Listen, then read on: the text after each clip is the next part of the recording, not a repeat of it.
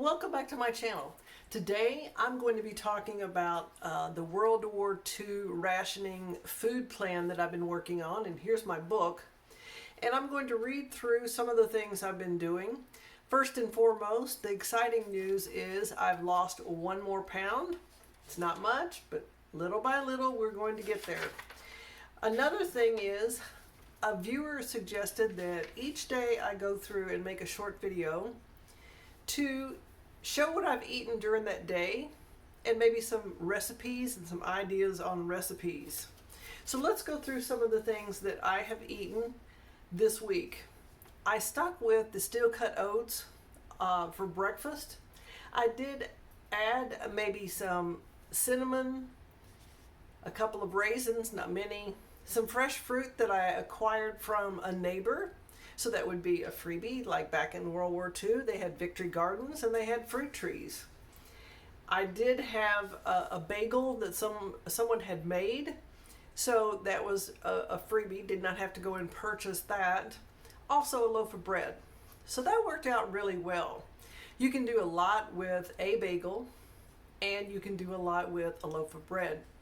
I had the 1 egg, and I split it up into 2 different breakfast meals, and I did have sausage and some mushrooms. So I purchased a few things.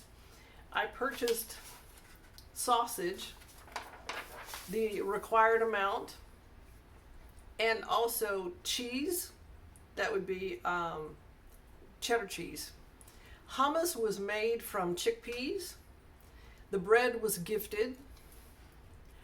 The sausage, I purchased that. I did have some beef that was gifted to me.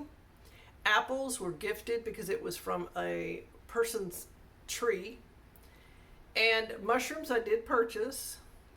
And salad was chopped cabbage that came from a lady that, I don't know whether she bought it or it's not really time for it to be growing, so I would assume she just bought it and gave it to me.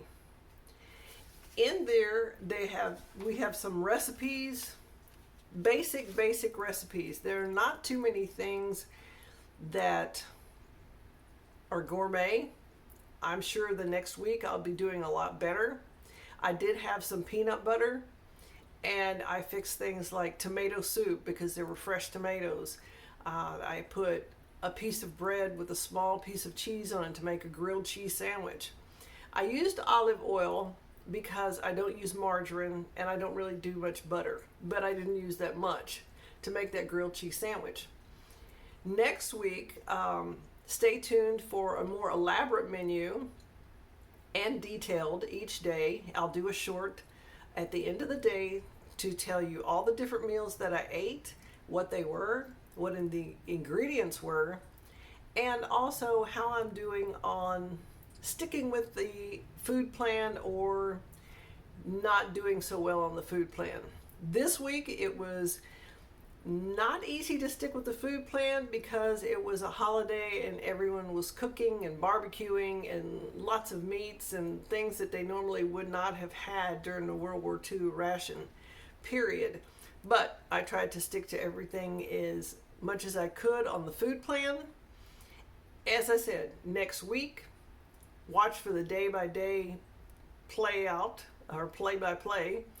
At the end of the day, I will review everything I've eaten and maybe the recipes that I use to be creative with the small amount of food that I have. Have I been hungry? I would say yes. Have I been starving? No. You fill in with lots of fruits and vegetables, whatever you might have in your garden, whatever you might be able to barter. Like if somebody has chickens, you get some extra eggs. This is what happened during World War II in that rationing period. If you had chickens, if you had a garden, which everybody did, they exchanged vegetables and fruit and nuts. So stay tuned. This is just the end of that second week, and come back by for a day-by-day list of what I'm going to be eating. It's going to be starting tomorrow at the end of the day. It's just going to be a short 14-second video. I appreciate all of you staying with me on this journey. I know it's something that we may have to encounter in the future, is rationing and also being very, very creative with the food that we do have. I appreciate my subscribers.